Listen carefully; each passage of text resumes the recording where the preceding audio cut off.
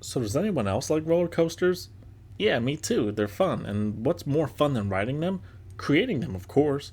We're going back to the PS2 with this one, with Theme Park Roller Coaster for the PS2.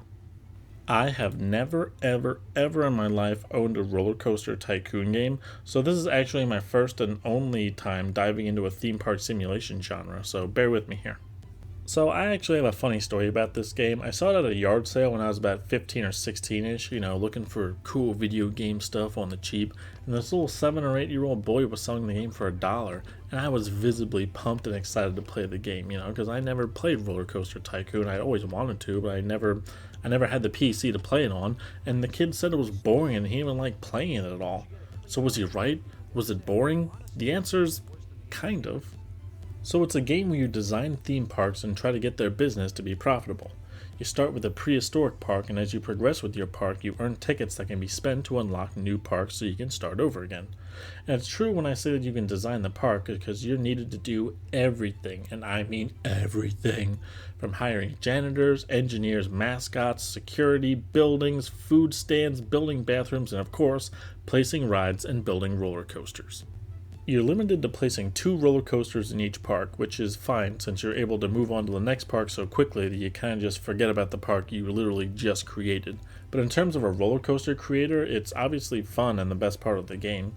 It's fun to make the track go where you want, make it bank, make loops, make the track go in and out from each other. It's a good builder. It's about as user-friendly as a console roller coaster builder can get. I do have to say that the physics are a little wacky, as in if you make it too steep of a drop, then it completely amplifies the speed of the coaster and it goes out of control. Also, there's a sweet spot of speed, length, and drops that makes the coaster a ultimate roller coaster. So it can be frustrating when you build a decent roller coaster, but the game just won't tell you it's an ultimate roller coaster. You can get a little creative with the other rides too, where you can change the speed, duration, and other specifications to change how the ride performs.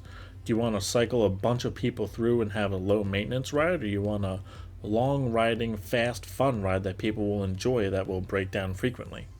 You can even go onto the ground level view and ride the rides that you have in the park and can experience the park through the eyes of a guest, which while it can get a little boring real fast, you can play the mini games and ride the roller coasters, which is just something else to do in the game. The assistant, though, is really, really, really annoying. I mean, it's every few seconds that something happens in the park, and he just has to pop up to tell me something minor's happened that I often just ignore him. But I can't because he talks so much. Some joker is littering in your park. See if you can get a janitor over there to clean up the joint.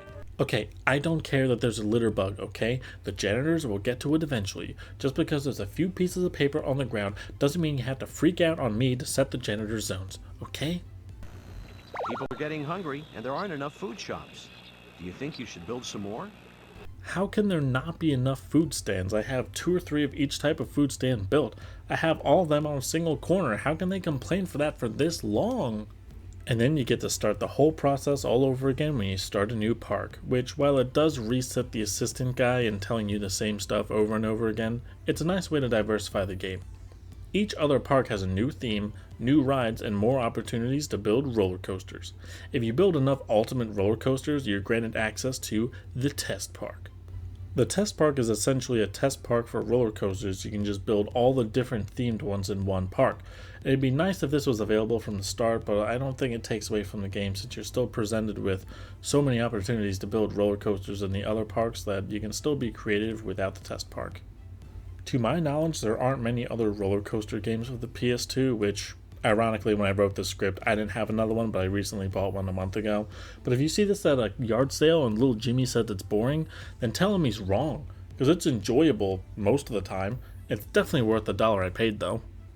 It's actually not a top or bottom game, in my opinion. Yeah, it could use some work, but it can create enough fun and entertainment to make it worth the time to play it.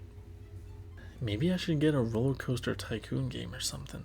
Makes me want to do other roller coaster type stuff, Hope you enjoyed watching. Thanks for watching. Time for me to start on review 44. See you then.